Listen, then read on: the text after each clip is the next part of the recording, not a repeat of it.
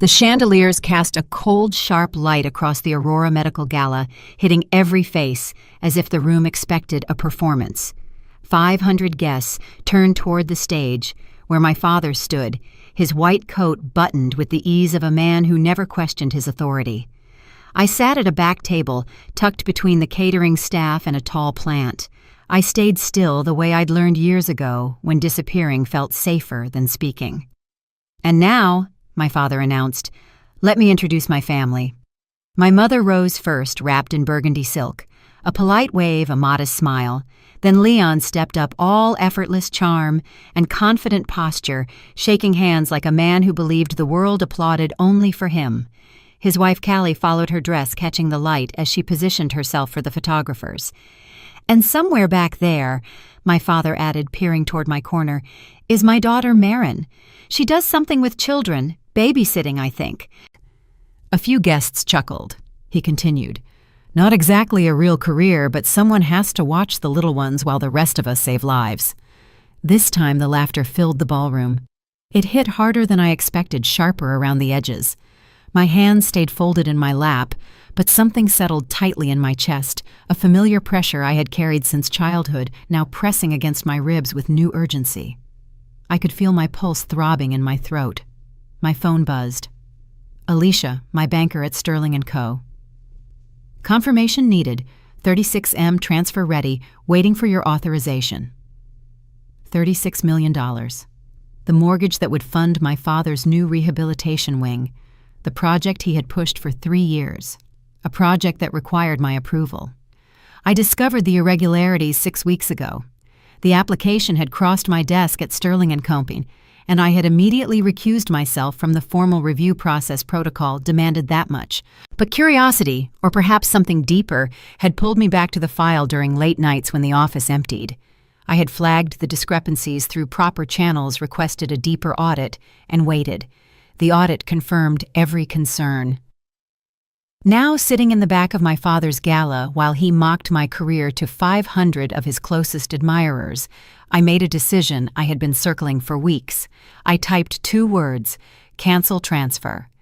Then I slipped the phone back into my purse and looked at my father, still soaking in applause, while something inside me shifted, small but absolute. My name is Marin Hale. I am 32 years old. And until tonight, my family believed I was nothing more than a glorified babysitter with no direction and no future.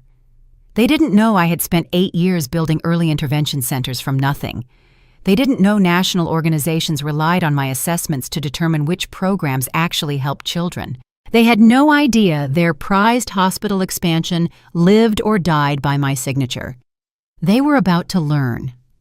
A memory rose without warning. I was 10, carrying home a trophy from the regional science fair. My project on early childhood development won first place. I had held that trophy with both arms, certain my father would finally see me. He barely glanced at it. "That's nice. Put it in your room," he said, turning back to Leon's football replay. I stood there long enough for the excitement to fade, then placed the trophy in my closet. It stayed there for years, hidden behind winter coats and forgotten boxes, a golden reminder of the day I understood that achievement meant nothing unless it came in a form my father recognized: medicine, prestige, status. Anything else was noise. So I pursued the work he dismissed. I studied early childhood education. I took 3 jobs to open a storefront intervention center in a rundown strip mall. I sold my car to cover the first month's rent. I spent nights building a curriculum on a used laptop. No one from my family attended the opening. Within a year, I had a wait list. Within 3, I had investors. Within 4, I was consulting for organizations responsible for billions in community funding. My assessments determined whether programs received support or were shut down. I learned how money flowed, how real results looked, and how to spot manipulation beneath pretty reports. I built all of it quietly, silently, without asking for permission or applause, and because my last name could jeopardize any decision involving my father's hospital, I kept that connection hidden. In those rooms, I wasn't Dr. Hale's daughter. I was the analyst who delivered accurate numbers every time. Tonight wasn't revenge. Tonight was accountability. The laughter from the crowd softened as the next speaker took the stage.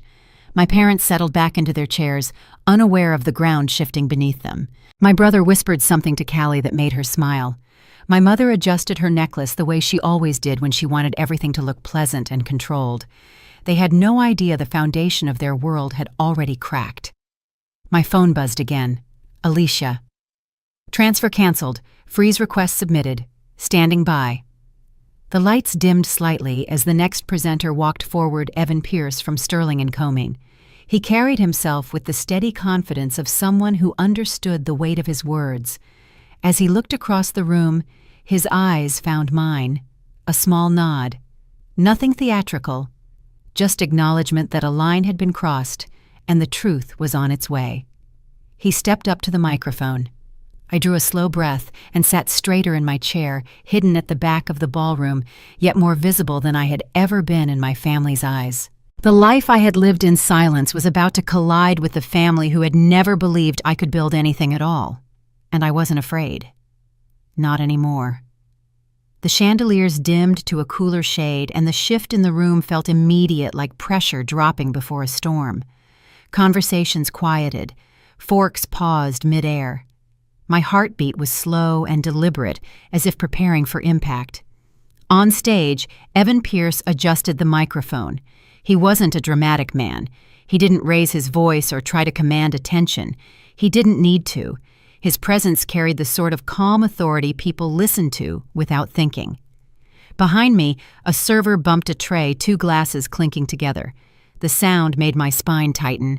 I wasn't afraid of what was coming, only of what it would open, what it would break, what it would force into the light. At the VIP table, my father leaned forward, still smiling, still believing the night revolved around him. Leon glanced at his phone again, tapping something quickly, probably confirming morning surgeries or replying to messages praising the Hale family. Callie checked her lipstick in a compact mirror.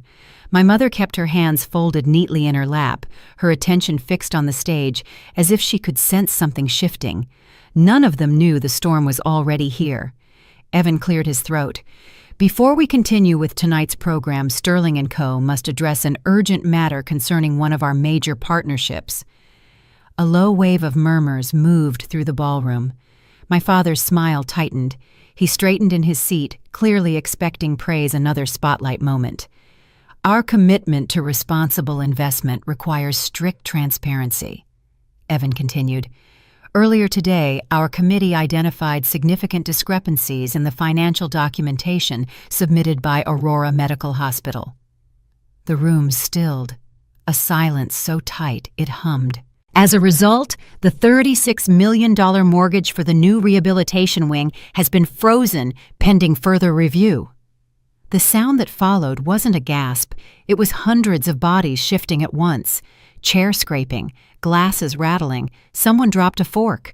Conversations erupted in quick, sharp bursts. My father's entire expression collapsed, wiped clean in a single heartbeat. Leon's confident posture crumbled his eyes, darting frantically between the stage and the open file on Evan's podium. Callie quickly snapped her compact shut, her smile gone, replaced by a mask of confusion. Evan continued steadily. This freeze follows protocol for cases involving inconsistent or incomplete records. It is precautionary, not punitive. My father shot to his feet halfway, then sat back down as whispers spread like sparks jumping across dry grass. Then Evan said the words that split the night open. One more note. The discrepancies were flagged by one of our senior analysts, someone whose diligence prevented a potentially serious misuse of community funding. The breath left my lungs. This was not part of the plan. I had asked him explicitly to keep my involvement confidential, to let the process speak for itself, to avoid personalizing the audit. But Evan continued unbothered by the tension pulling the room apart. I understand she was introduced earlier tonight as basically just a babysitter. A ripple of disbelief crossed the crowd. But that title does not match her work. The spotlight swung, straight toward me. Heat washed over my face as hundreds of eyes snapped to the back corner of the ballroom where I stood, where I had always been placed. My palms grew slick. My heart hammered against my ribs. Every instinct I had developed over 32 years screamed at me to shrink, to disappear, to become invisible the way I had trained myself to do. The sudden attention felt like a physical blow, stripping away the careful anonymity I had maintained for years. I felt the collective silent judgment of my father's peers. Maren Hale, Evan said clearly, is one of the most respected educational impact analysts in our network. Her work has shaped funding decisions across multiple states and improved outcomes for thousands of children. A stunned silence dropped. My father stood so abruptly, his chair screeched. "That's impossible," he said loudly. His voice cracked with disbelief and rage. Maren doesn't have the qualifications for that. This must be a mistake, a malicious error." A few guests flinched at the outburst. Evan didn't. "There is no mistake, Dr. Hale." My mother's hands trembled in her lap.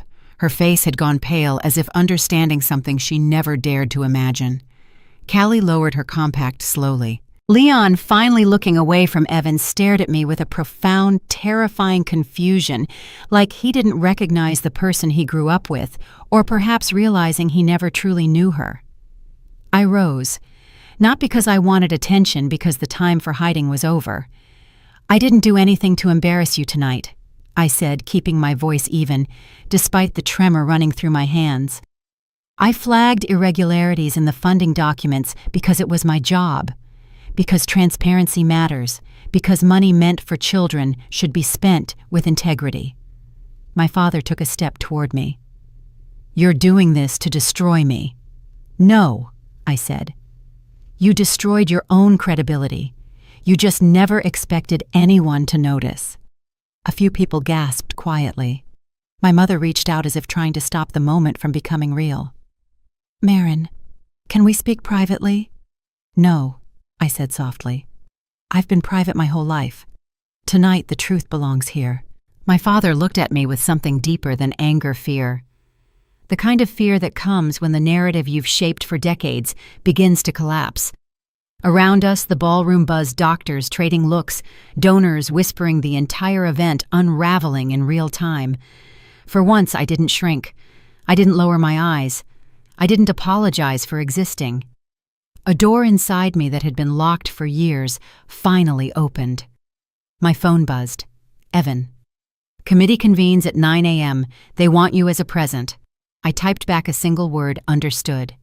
Then I walked out the side doors, past the shocked faces, past the man who had dismissed me my entire life, and into the cold night air, steady, clear-headed, unafraid. Behind me, the gala burned to the ground. Morning arrived with a dull gray light pushing through the hotel curtains. I hadn't slept. Every time I closed my eyes, the gala replayed faces turning whispers, spreading my father's shock, the spotlight pinning me in place. By sunrise, I stopped trying to rest and started preparing for the meeting with the banking committee. I reviewed my notes, cross-checked the documents, and ignored the 47 missed calls from my family. A knock sounded at the door. I expected room service. It was Evan, 2 coffees in hand, hair still damp from an early shower. "I figured you hadn't slept," he said simply, handing me 1 cup. "This is the good kind, not the hotel kind." I stepped aside to let him in. "You didn't have to come." "I know."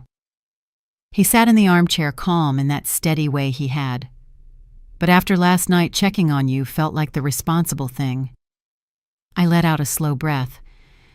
"It was more than I expected." "You held the room," he said. "Most people would have folded." Most people didn't grow up needing to stay composed around my father. Evan paused, studying me with more care than I was used to receiving. "Can I ask something?" "Sure." "Why didn't you ever tell anyone what you actually do? The work, the impact, the scale. Your family had no idea. Half the professional network didn't either." I thought about that. The answer wasn't dramatic. It was tiring. "Because it wouldn't have mattered to them," I said. "My father built one definition of success.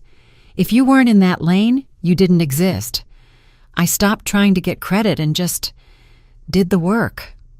"And later," he pressed, "later separating my career from my family protected the integrity of my assessments.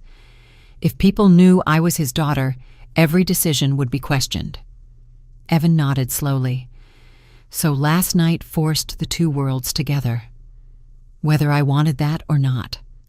He drank his coffee. You're stronger than you think. I didn't respond. Compliments still felt unfamiliar. At 9:30, we headed to Sterling & Co.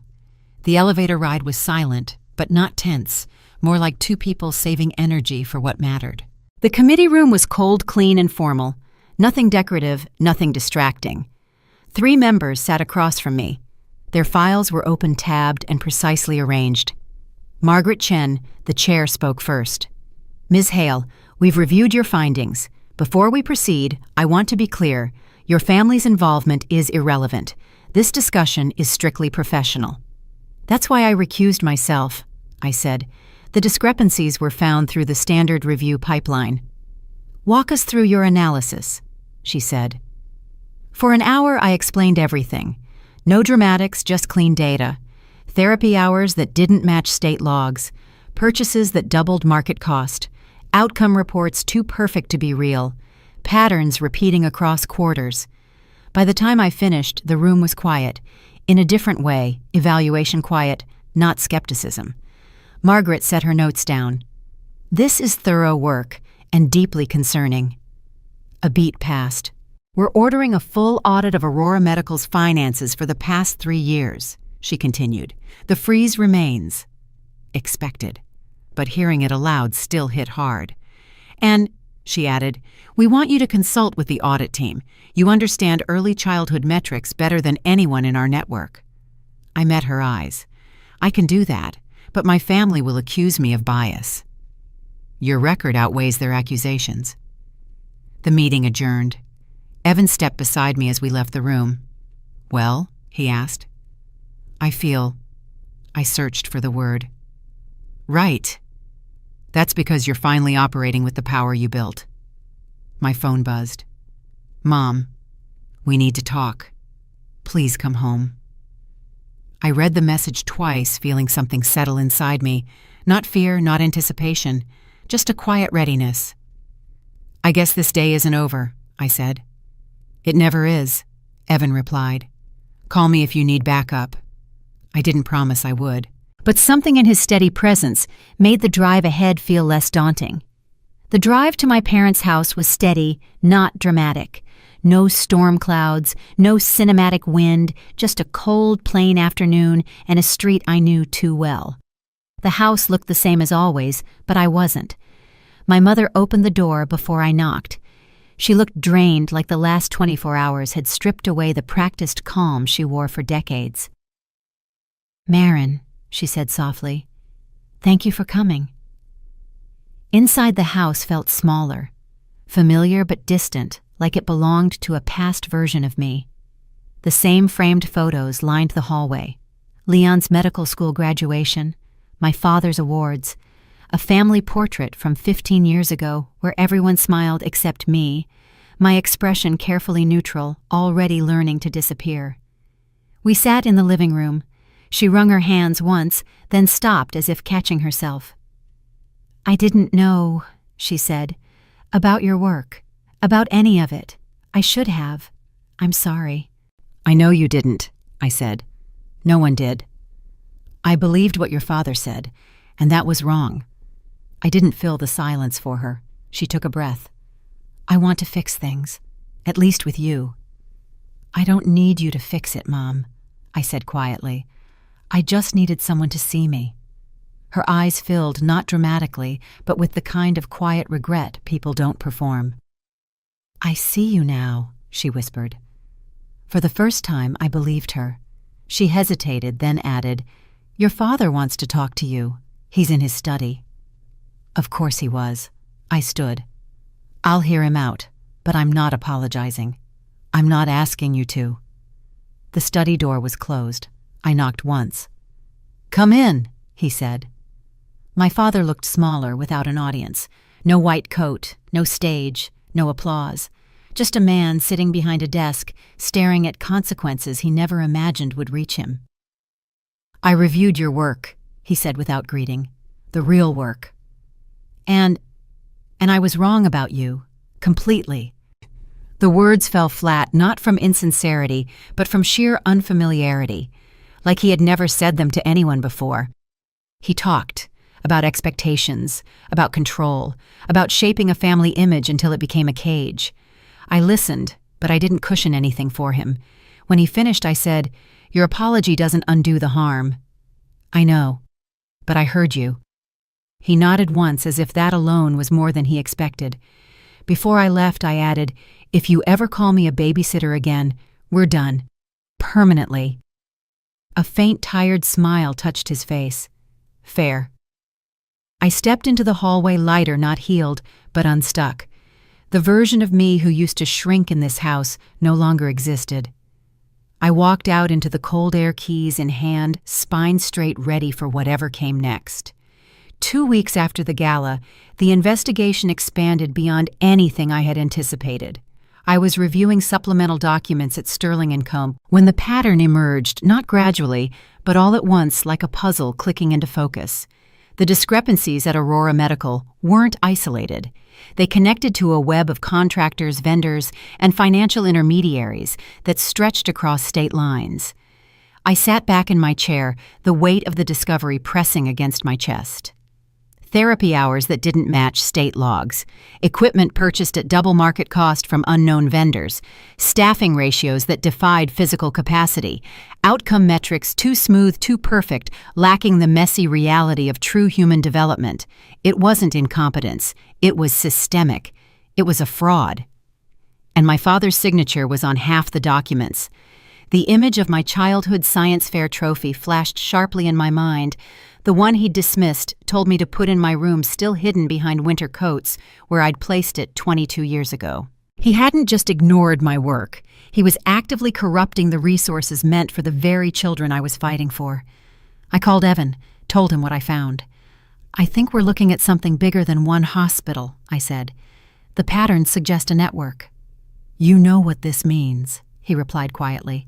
I did. The scale of the investigation was about to explode, and my family would be at the center of it. The next morning, federal investigators arrived at Aurora Medical. Evan called me at 7:14 a.m. "Maren, I need you to know this didn't come from us directly. Your initial flag, combined with what the analysts found immediately after, triggered an automated alert on the federal side." "What are you saying?" "I'm saying this is no longer just a funding freeze. FBI agents are executing a warrant at your parents' house. They're seizing computers, subpoenaing the hospital board." The scale of the crisis hit me like a physical wave. This wasn't about family resentment anymore. This was about criminal activity and potential prison time. My phone buzzed with a text from Leon. "Meet me at the parking garage. Now. Alone." I found him leaning against his car, unshaved, his expensive coat rumpled. The confident surgeon from the gala was gone. In his place stood a frightened man, consumed by consequences he hadn't foreseen. "I didn't know," he said, his voice raw. "I swear I didn't know the extent of it." "What did you sign, Leon?" He ran a shaky hand through his hair. "Everything Dad put in front of me. Outcome reports, contract approvals. He told me it was boilerplate standard hospital administration. Maren, I think I signed things I shouldn't have." His confession was swift, lacking his usual self-justification. For the first time, Leon looked smaller than the brother I grew up chasing, just a scared man, realizing he had been used. "That's negligence at best," I said quietly. "Children's services were compromised. Federal money was misused. I know. I'm going to cooperate. I have to. But Dad is refusing everything. He's talking about character assassination, about how you've always been jealous of the family." I felt something twist in my chest, not surprise, but disappointment. Even now, facing federal charges, my father couldn't acknowledge the truth. A dark SUV pulled up to the curb. A compact woman with short gray hair stepped out flashing a badge. "Ms. Hale," she said, her eyes missing nothing. "I'm Sergeant Donovan, Financial Crimes Unit. We've obtained the analysis you submitted to Sterling & Co. We believe the scope of this investigation extends far beyond a single hospital." She paused, looking directly at me. We need you to come with us." The federal building was exactly as intimidating as it was designed to be, all gray stone and narrow windows, security checkpoints that required multiple forms of identification corridors that seemed to stretch toward infinity. I walked through its maze with Evan at my side, our footsteps echoing against floors that had witnessed countless investigations.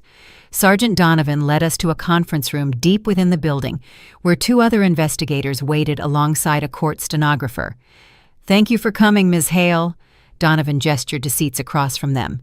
"I want to be clear that you are not a suspect in this investigation. You are here as a witness and potentially as an expert consultant." "I appreciate the clarification." "We've reviewed your analysis of the Aurora medical documentation." She slid a thick folder across the table. "Your methodology is impressive. You identified patterns that our own analysts initially missed." I opened the folder to find my original assessment annotated with additional findings. The scope was larger than I had realized, irregularities that extended beyond the therapy services I had flagged, touching on construction contracts, equipment purchases, staffing arrangements. "How far does this go?" I asked. "We believe the issues at Aurora Medical may be part of a larger pattern affecting multiple institutions in the region." Donovan leaned forward, her expression grave. "Your father's hospital is not unique.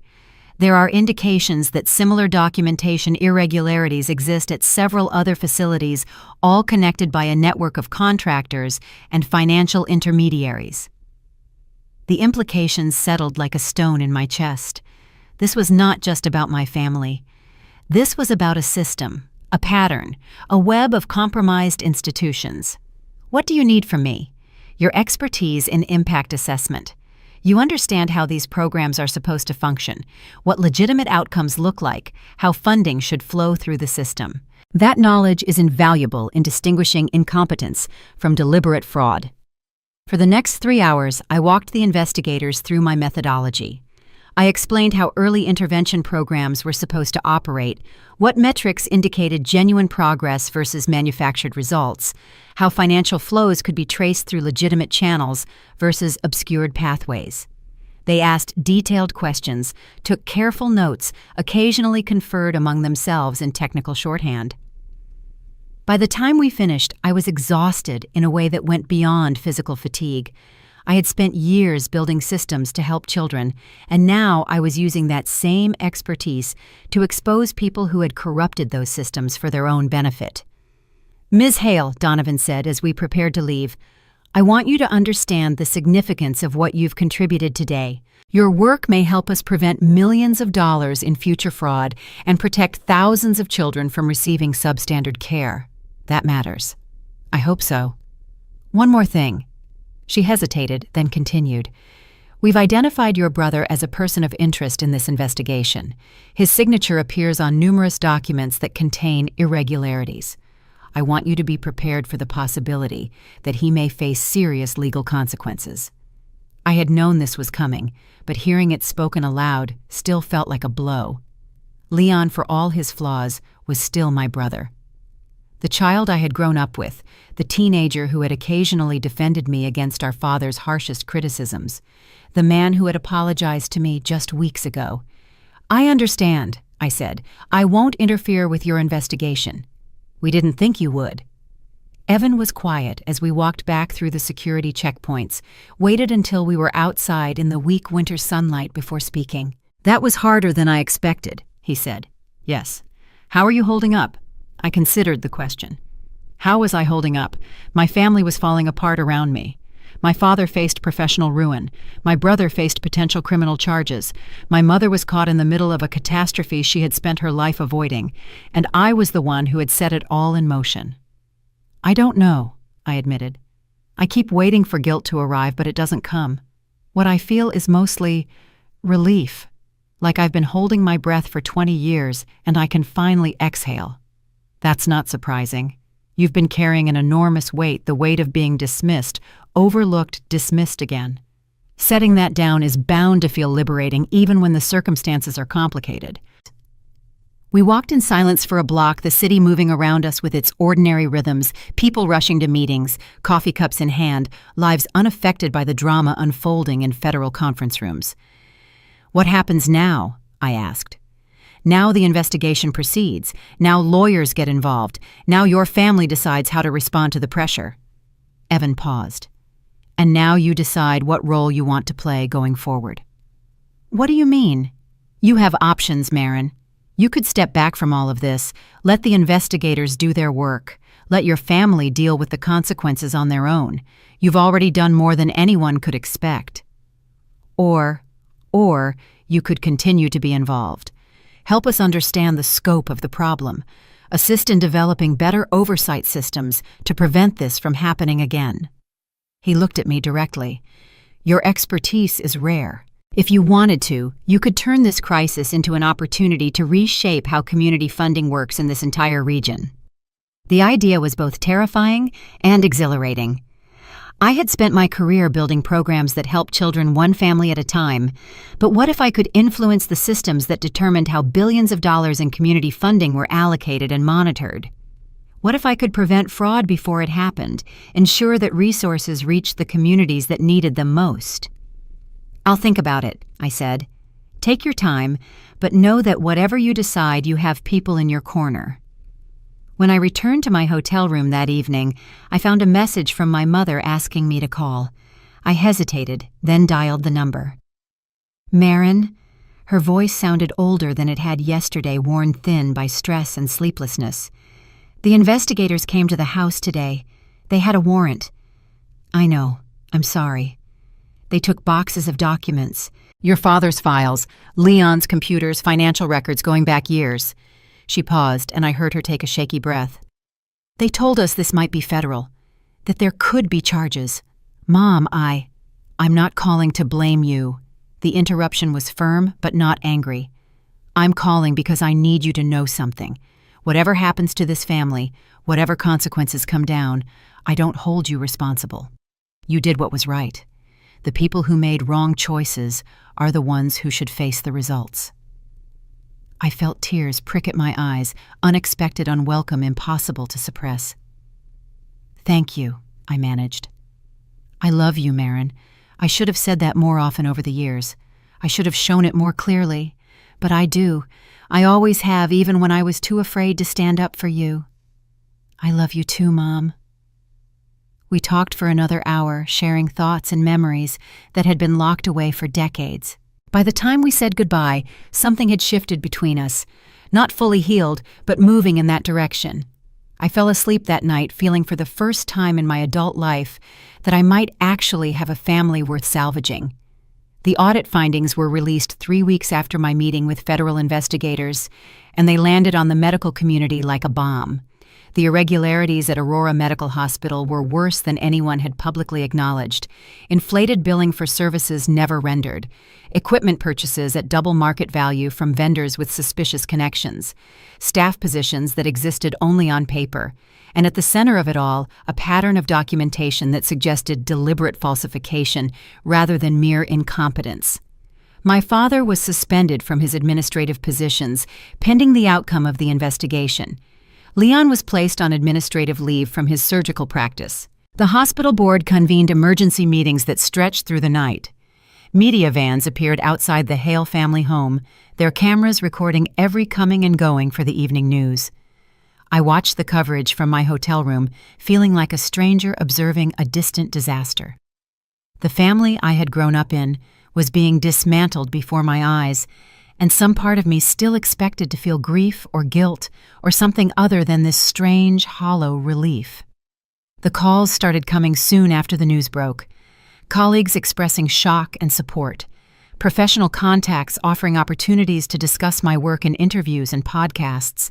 Organizations requesting my assistance in reviewing their own documentation to ensure they would not face similar scrutiny. And then there was the call from my father. Marin. His voice was hoarse, stripped of its usual commanding tone. I need to see you, please. We met at the hospital chapel of all places, a quiet space where we could speak without being observed by media or colleagues. My father was sitting in the front pew when I arrived, looking smaller than I had ever seen him. He was dressed in clothes that looked expensive but badly rumpled, his face etched with exhaustion and several days' worth of stubble. The confident aura he always wore had been violently stripped away, leaving behind only the frail, terrified core of a man facing ruin. His shoulders curved inward like a man trying to protect himself from blows. "Thank you for coming," he said without looking up. I sat beside him, maintaining a careful distance. "What did you want to say?" I wanted to explain. He finally turned to face me, and I saw that his eyes were red-rimmed, his face lined with exhaustion, and something that might have been shame. Not to excuse what happened, just to explain. "I'm listening." He took a deep breath. "When I started at this hospital 30 years ago, I wanted to change the world. I really did. I had ideas for programs that would transform how we treated children, how we supported families, how we addressed the whole person, rather than just the disease. What happened? Reality happened. Budgets, politics, the thousand small compromises that add up to something you never intended." He shook his head slowly. By the time I became department head, I had forgotten what I originally wanted. All I could see was the institution keeping it running, keeping it funded, keeping my position secure. "That doesn't explain the fraud, Dad." "No, it doesn't." He was quiet for a moment. "The truth is, I knew something was wrong with those numbers. I rationalized it. I told myself that the ends, the new wing, the prestige, the foundation's survival justified the means. I didn't know the extent of the criminality, but I knew the reports didn't add up. And I chose not to look too closely because the funding was keeping everything afloat." I felt anger rise in my chest, not the explosive kind, but something colder and more settled. "You chose not to look because looking would have meant admitting the programs you championed weren't working, that the children you claimed to help weren't actually getting the care they needed." "Yes." The admission came out barely above a whisper. "And Leon, did he know?" "Leon did what I told him to do. He trusted me when I said everything was legitimate." My father closed his eyes. "He saw my signature on everything, Marin. He saw my confidence. He assumed I had it handled. He's going to pay a price for my mistakes. That's something I have to live with. It's the worst part." We sat in silence, the chapel's stained glass windows casting colored light across the empty pews. "Why are you telling me this?" I asked finally. "Because you deserve the truth. Because I spent 20 years giving you nothing but dismissal and contempt, and I owe you at least this much honesty." He turned to face me fully. "And because I want you to know that I understand now. What you built, what you accomplished, it's everything I wanted to be and wasn't brave enough to become. That's not an apology. No, the apology is separate." He reached out as if to touch my hand, then thought better of it and pulled back. "I am sorry, Marin, for all of it. For dismissing your work, for humiliating you at the gala, for spending your entire childhood treating you like a disappointment when you were actually the bravest and most honest person in this family." The words landed in a space I had not known was empty, filling something that had ached for longer than I could remember. "I don't know if I can forgive you," I said slowly. "What happened, what you let happen, it hurt people. Children who needed help didn't get it because the money was going to fake programs and inflated contracts. I know. But I can try to understand, and maybe eventually that can turn into something else." My father nodded, and for the first time I saw something in his expression that looked like genuine humility. "That's more than I deserve." "Probably." I stood up, gathering my coat. "What are you going to do now? Cooperate with the investigation, accept whatever consequences come, and hope that somewhere along the way I can find a way to make amends for the damage I've caused." I left him sitting in the chapel, a diminished figure against the backdrop of stained glass saints and wooden pews. The walk to my car felt longer than it should have, my steps heavy with the weight of everything I had just heard. But somewhere beneath the heaviness, I felt something else, the first stirrings of what might eventually become peace. The federal investigation expanded faster than anyone anticipated. What had begun as an examination of one hospital's financial irregularities metastasized into a region-wide probe involving multiple institutions, dozens of contractors, and a network of financial relationships that stretched across state lines. I found myself at the center of it all, not as a suspect, but as an expert witness, someone whose understanding of how these systems were supposed to function was invaluable in identifying how they had been corrupted. The documents I had preserved during my years of assessment work proved crucial. Emails showing how concerns had been dismissed, comparison charts revealing patterns of inflation across multiple facilities, internal communications that demonstrated awareness of problems at the highest levels. I had saved everything, not because I anticipated this moment, but because I had learned long ago that documentation mattered. That the truth lived in details and timestamps in the paper trail that people forgot they were creating. The lead prosecutor, a woman named Vera Castellan, whose reputation for thoroughness preceded her, met with me weekly to review my analysis. Evan often joined these sessions, providing context about Sterling & Company's internal processes and serving as a bridge between the financial world and the legal one. His steady presence had become something I relied on more than I wanted to admit. "This is remarkable work," Vera said during one of our sessions, flipping through my annotated charts. "You've essentially created a blueprint for how community funding fraud operates. This could influence policy at the federal level." That's what I was hoping for. "There's something else." She set down the documents and looked at me directly. "We've traced the financial irregularities back further than initially suspected. Your father's involvement appears to extend over 15 years. The number hit me like a physical blow. 15 years. I had been building my career, developing my expertise, creating programs that actually helped children, and all that time, my father had been part of a system that drained resources from the communities I was trying to serve. How bad is it? Potentially criminal charges at the federal level. Your brother is cooperating. He's agreed to testify about what he knew and when he knew it, but your father's situation is more complicated. Because he was at the center of it. Because he was one of the architects of it." Vera's expression softened slightly. "I know this is difficult. I want you to understand that nothing you've done has made this worse. The investigation was inevitable once the patterns became visible. Your contribution has been in helping us understand the scope and ensuring that the evidence supports appropriate accountability." That's what I keep telling myself. She reached across the table and briefly touched my hand, a surprisingly human gesture from someone whose professional demeanor rarely cracked. "For what it's worth, I think you've handled this with extraordinary integrity. Lesser people would have tried to protect their family at the expense of the truth. You chose the harder path." "I don't know that I had a choice. Once I saw what was happening, I couldn't unsee it." That's exactly what makes you valuable. That inability to look away from inconvenient truths. She gathered her papers and stood. "We'll need your testimony at the trial. I'll give you as much advance notice as possible." After she left, I sat alone in the conference room, surrounded by the evidence of my family's betrayal of public trust. The charts and documents and emails told a story I had not wanted to believe, a story of good intentions corrupted by opportunity, of principles abandoned for convenience, of children sacrificed on the altar of institutional survival. And I had been part of exposing it all. That evening I visited my mother at the family house. The media attention had faded somewhat, replaced by newer scandals and fresher controversies. But the house still felt besieged, blinds drawn, cars hidden in the garage, a sense of waiting for the next blow to fall.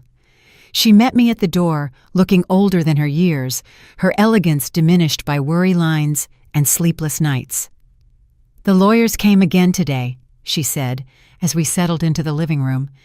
"They're trying to negotiate a plea arrangement for your father. They say it's his best option." "What does that mean?" "It means he might avoid prison if he agrees to testify against the others involved. The contractors, the financial intermediaries, the people higher up in the network." She wrapped her hands around a cup of tea that had long gone cold. "He doesn't want to do it, says it would destroy whatever reputation he has left." "His reputation is already destroyed, Mom." I know, but he's still holding on to the idea that somehow this will all blow over, that people will forget that he can rebuild. She shook her head. I've spent 40 years married to a man who couldn't admit when he was wrong. I don't think he's capable of starting now. I studied my mother's face, seeing for the first time the toll that decades of keeping peace had taken on her. She had smoothed over conflicts, avoided confrontations, maintained surfaces, and underneath, she had been drowning. What do you want, Mom? Not what Dad wants, not what Leon wants. What do you want? The question seemed to startle her. She set down her teacup and stared at me for a long moment. I want to stop being afraid, she said finally. Afraid of your father's moods, afraid of disrupting the family image, afraid of what people will think. I've spent my whole life being afraid and I'm tired of it. Then stop. It's not that simple. It is that simple. It's just not that easy. I leaned forward. You taught me without meaning to that survival sometimes requires making yourself invisible. I learned that lesson too well, but I also learned that there comes a point when invisibility becomes its own kind of death, when the cost of hiding is higher than the cost of being seen. My mother's eyes filled with tears. When did you become so wise? I'm not wise. I'm just someone who finally decided to stop disappearing. We talked late into the night, sharing truths that had been locked away for decades. By the time I left, something had shifted between us, a new understanding perhaps, or simply the recognition that we were both survivors of the same family, wounded in different ways, beginning to heal. The trial preparation consumed the next several months, the urgency mounting as the consequences became public. My father, Dr. Raymond Hale, was filmed by reporters as he was escorted into court, his face a mask of fury. Leon, looking gaunt from weeks of stress, was shadowed by his defense team. And me, the unexpected star of the news cycle, the whistleblower babysitter, exposing the largest healthcare fraud in the region's history. The constant public attention served as a sharp reminder of the cost of my integrity. The family dinner, orchestrated by my mother in a last desperate attempt at peace, was mercifully brief and brutal. You had a choice, Marin, my father accused, his voice tight with loathing. You could have saved this family.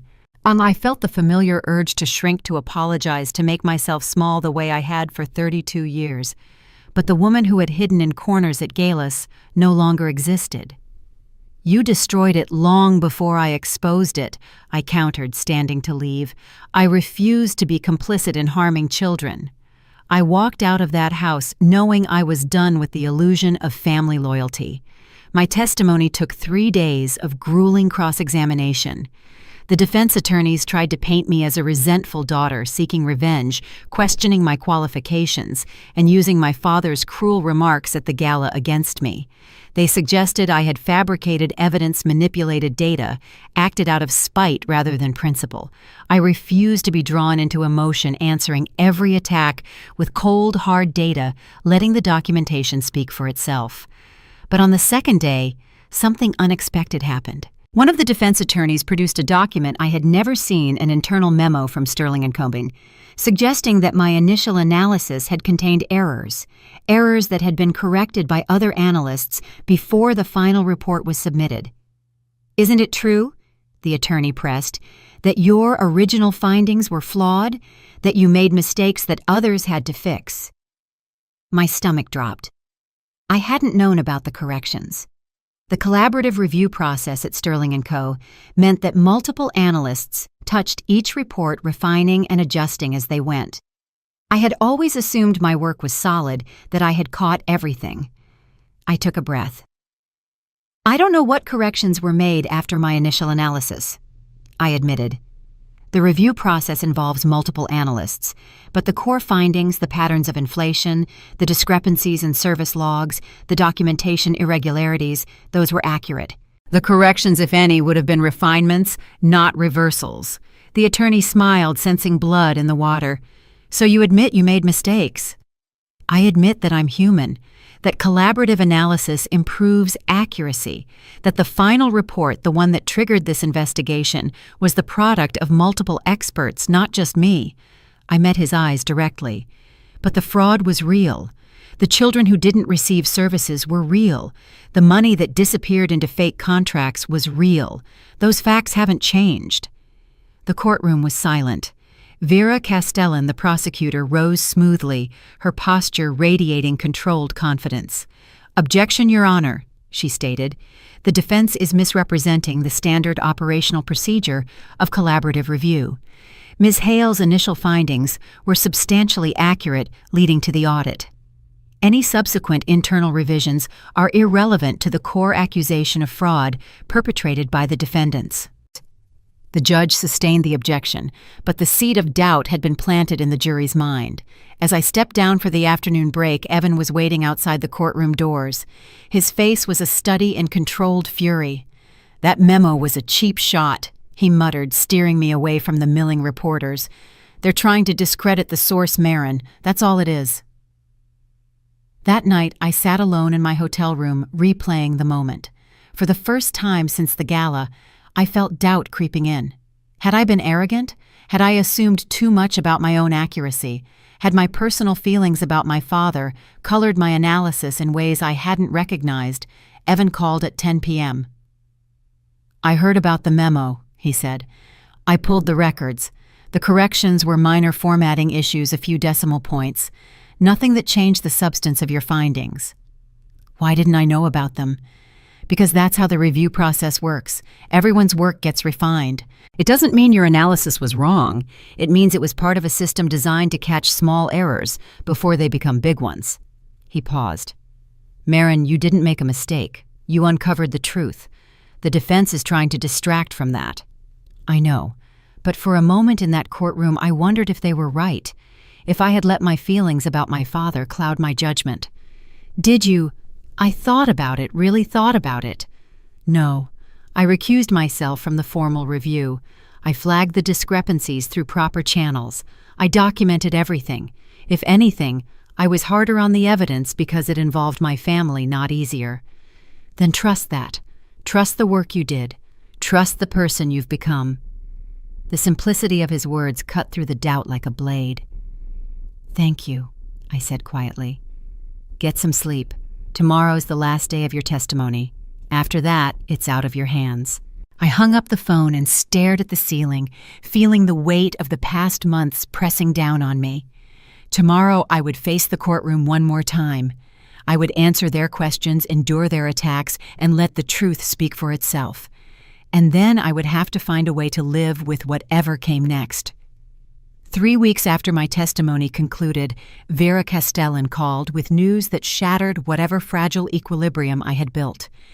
"We found something new," she said, her voice tight with controlled urgency.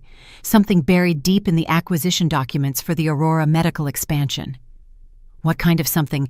"Shell companies, interlocking ownership structures, illegal kickbacks related to land acquisition for the rehabilitation wing, the very project you defunded." I felt the blood drain from my face. "How far does it go?" "This isn't just fraud anymore, Marin. This is racketeering. It implicates state-level officials, not just the hospital board. We're looking at a much bigger case." The implications were staggering. The web was far larger than I had ever imagined. "What does this mean for my father?" "It means the charges against him are likely to increase significantly. It also means that his cooperation, real cooperation, becomes more valuable." She paused. "And it means you may be called to testify again in a different proceeding at a higher level." I sat down heavily, my legs suddenly unable to support my weight. "I need to think," I said. "Take what time you need, but understand that this is moving fast. The investigators want to strike before anyone has a chance to destroy evidence or flee jurisdiction." After she hung up, I sat in silence for a long time, watching the shadows lengthen across my hotel room. The case I had helped build was metastasizing into something beyond my control. What had started as a funding discrepancy at a single hospital was now a federal racketeering investigation, with implications that reached into the highest levels of state government. And my family was at the center of it all. Evan arrived an hour later, having heard the news through his own channels. He didn't say anything at first, just sat beside me on the couch and waited. "I don't know what to do," I admitted finally. "Every time I think I've reached the bottom of this, there's another layer underneath." "That's how these things work," he said quietly. "Corruption doesn't exist in isolation. It creates networks, dependencies, shared interests. When you pull one thread, the whole tapestry starts to unravel. And my family is woven into that tapestry." "Yes, but you didn't weave them in. They made their own choices." "Did they?" "My father made choices. But Leon just trusted the wrong person. And my mother spent 40 years trying to hold everything together without ever understanding what she was holding." Evan was quiet for a moment.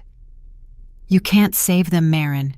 You can only tell the truth and let the consequences fall where they fall." "I know." I took a deep breath. "I just wish the truth didn't cost so much." "It always costs something, but lies cost more. They just take longer to come due." I looked at him, really looked at him for the first time, seeing not just a colleague or an ally, but something more. Someone who had stood beside me through the worst months of my life without ever asking for anything in return. "Why are you still here?" I asked. "You could have walked away a long time ago. This isn't your fight." "Maybe not, but it's yours, and that's enough for me." The simplicity of his answer undid something in my chest, a knot I hadn't realized I'd been holding. For the first time in months, I felt tears slip down my cheeks. He didn't try to fix it.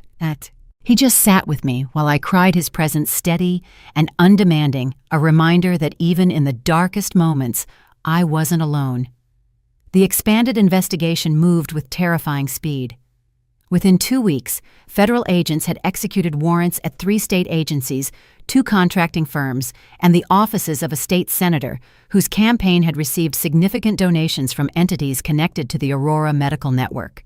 The news coverage was relentless each day, bringing new revelations that pushed my family's role further into the spotlight. My father finally agreed to cooperate not out of conscience, but out of survival. His lawyers convinced him that testifying against the larger network was his only chance to avoid decades in federal prison. The plea arrangement they negotiated would still result in prison time, but far less than he would have faced at trial. Leon's cooperation had already been established, and his lesser role in the scheme meant he faced only probation and community service. His medical license was suspended pending review, but there was a path back to practice if he completed the required remediation. My mother filed for divorce. The news reached me through Leon, who called late one evening with a voice that sounded hollowed out by exhaustion. "She's leaving him," he said. "Filed the papers this morning. Said she's tired of protecting a man who never protected her." I didn't know what to say. Part of me was proud of her, proud that she had finally found the courage to put herself first. Another part grieved for the family we might have been if only the people in it had been different. "How is she?" Scared, relieved, both at once. He paused. "She asked about you. Wanted to know if you'd come see her." "I will." "Marin," he hesitated. "I'm sorry. For everything. For not seeing what Dad was doing. For not standing up for you when we were kids. For all of it." "I know, Leon. Does knowing make it better? Not yet, but maybe someday it will." I visited my mother the following weekend.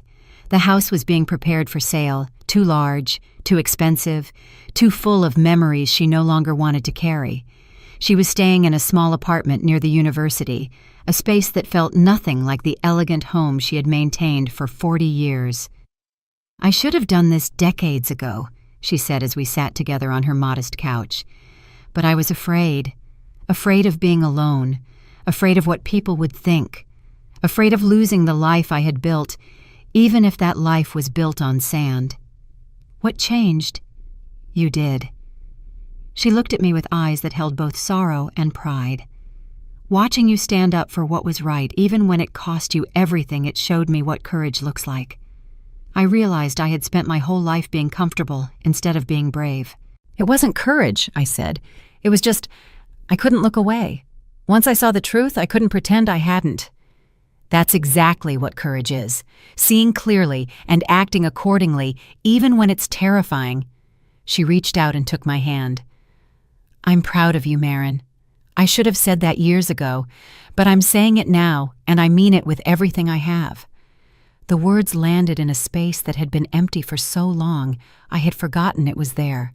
For a moment, I felt like the 10-year-old girl who had carried home a science fair trophy, hoping for recognition that never came. But this time, the recognition was real. The aftermath of the expanded investigation transformed my life in ways I had not anticipated. The story of the babysitter who brought down a medical empire captured the public imagination. Journalists wanted interviews, documentary producers wanted access, publishers wanted book deals. Everyone, it seemed, wanted a piece of the narrative. I declined most requests, accepting only a few opportunities that allowed me to focus on the systemic issues the case had revealed, rather than personal drama. I spoke about the importance of oversight in community funding, the need for transparency in healthcare billing, the vulnerability of programs serving children to exploitation by those who controlled their resources. The attention was overwhelming, but it also opened doors that had previously been closed to me. 2 months after the trial concluded, I received an invitation from the Department of Health and Human Services to consult on new federal guidelines for community funding oversight. The work I had done in exposing the fraud at Aurora Medical and the methodology I had developed over years of assessment work was being recognized at the highest levels. I accepted the position, relocating to Washington for what was supposed to be a 6-month assignment and ended up becoming a permanent role. I was now helping to shape the systems that determined how billions of dollars in community funding were allocated and monitored. The irony was not lost on me. The daughter who had been called a babysitter was now influencing federal policy affecting millions of children. The move to Washington was more than a career change. It was a final, definitive severing from the identity my family had imposed on me. Leaving the familiar architecture of my past for the austere, powerful buildings of the Capitol felt like a physical embodiment of the control I had seized over my own life. My relationship with my family evolved slowly over the following years. My father and I established a fragile peace during his prison sentence, conducting occasional phone calls that gradually shifted from accusation to something approaching mutual understanding. He would never fully accept responsibility for what he had done, but he came to acknowledge that I had acted from genuine conviction rather than malice. He would often ask detailed questions about my work, not to criticize, but to try and genuinely understand the mechanisms he had corrupted. This effort, small as it was, formed the new foundation of our contact. Leon and I grew closer in unexpected ways. Free from our father's shadow for the first time in his life, he began exploring interests he had suppressed for decades, actually pursuing that architecture degree he had once mentioned, designing spaces that promoted healing rather than just treating disease. We discovered that we had more in common than we had ever realized. He called me the day he completed his first design for a community health clinic, his voice brimming with a quiet pride that sounded nothing like the arrogance of the past. It was a tangible step toward accountability and self-discovery. My mother found her own path forward. With my father in prison and the family image she had protected so carefully in ruins, she was finally free to become something other than a mediator and peacekeeper. She started volunteering at a women's shelter, using her organizational skills to help others navigate difficult transitions. We spoke every week, conversations that felt more honest and connected than anything we had shared during my childhood. And Evan remained a constant presence, first as a colleague, then as something more. We built something together slowly, carefully, two people who had learned to be cautious with their trust. By the time I moved to Washington, we had established a relationship that could survive distance, one grounded in mutual respect and shared purpose. I thought often about the girl I had been, the one who had won science fairs without recognition, who had dreamed of helping children while being told she was wasting her potential, who had learned to make herself invisible because visibility brought only pain. She had survived. She had built something meaningful from her survival. And she had finally stepped into a light that belonged to her, regardless of who else chose to look. 5 years after the trial, I stood in the lobby of the Department of Health and Human Services, waiting to deliver the keynote address at a conference on children's mental health funding. The auditorium held 3,000 people, researchers, policymakers, practitioners, advocates. They had come to hear about the new federal framework for early intervention assessment, a system I had helped design and implement. I thought about my father released from prison now and living quietly in a small town where no one knew his history. We had lunch occasionally when my work brought me to that part of the country. He had mellowed in ways I would not have predicted, the arrogance burned away by consequence until something more human remained underneath. He had even apologized eventually in a way that felt genuine rather than strategic. I thought about my mother thriving in her volunteer work, having discovered at 70 a sense of purpose she had never allowed herself to pursue. She had told me recently that losing the life she had built was the best thing that had ever happened to her, a statement that would have seemed impossible 5 years ago.